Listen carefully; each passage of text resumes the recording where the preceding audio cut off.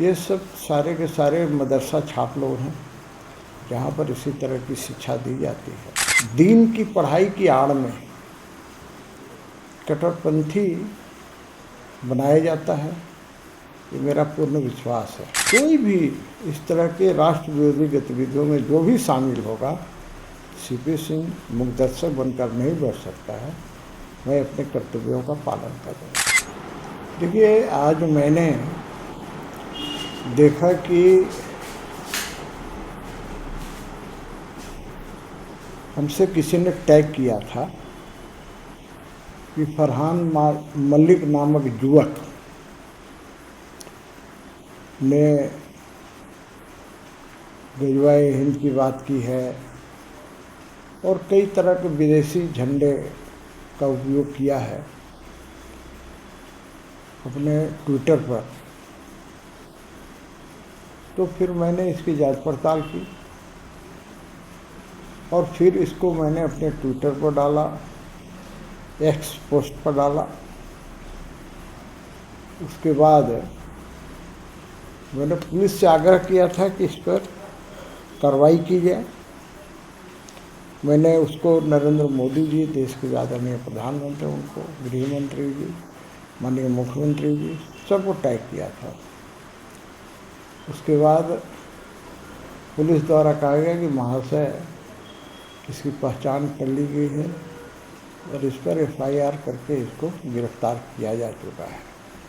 मुझे जानकारी मिला है कि उम्र कम होने के कारण इसे बाल सुधार गृह में भेजा गया है। सवाल ये है कि बाल सुधार गृह में जाने से वो क्या सुधर जाएगा?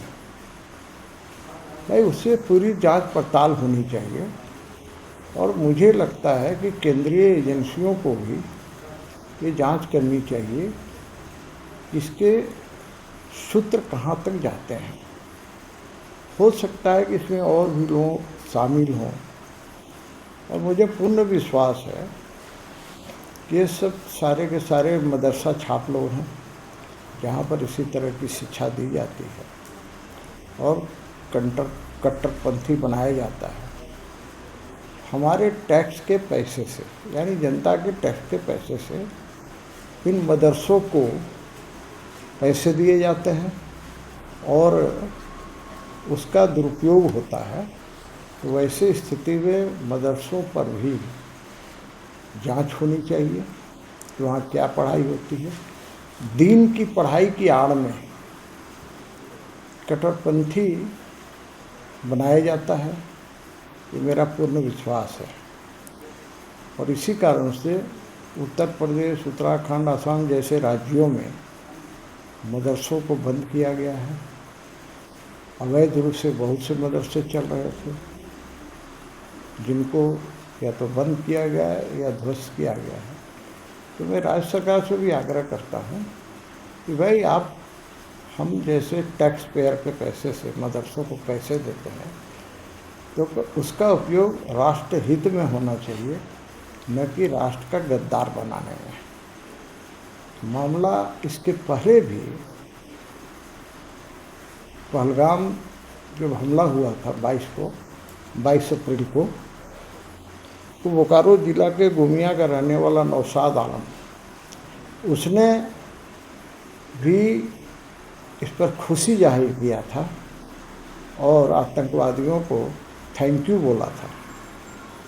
तो मैंने उस समय भी वहाँ के बोकारो के SP से रात में 11:15 पर बात किया था तो फिर उसकी गिरफ्तारी हुई थी। तो मैं कोई भी इस तरह के राष्ट्र विरोधी गतिविधियों में जो भी शामिल होगा, सीपी सिंह मुखदर्शक बनकर नहीं बैठ सकता है। मैं अपने कर्तव्यों का पालन करूँगा। आप देखते हैं, मैंने देखा जा रहा है कि आप इसमें ज़्यादा इनिशिएटिव रखते हैं। नहीं, मैं इसमें भैया देखो, देश की तुलना में देश से बड़ा कुछ नहीं है भाई। सबसे पहले देश और भारत देश का संविधान। मैं किसी पार्टी का सदस्य हूँ, विधायक हूँ, वो बाद में आता है। हमारे लिए सबसे पहले देश है। तो आपके लिए आपके बड़े बड़े नेता भी है पार्टी के, वो लोग। अब देखिए, मैं दूसरे के बारे में नहीं जानता। मैं अपने कर्तव्य का पालन करता हूँ, बस इतना है। मेरे संज्ञान में जब आता है तो मैं अपने कर्तव्य का पालन करता हूँ। संज्ञान में यदि नहीं आया तो फिर कर्तव्य का पालन करने में चूक हो सकती है।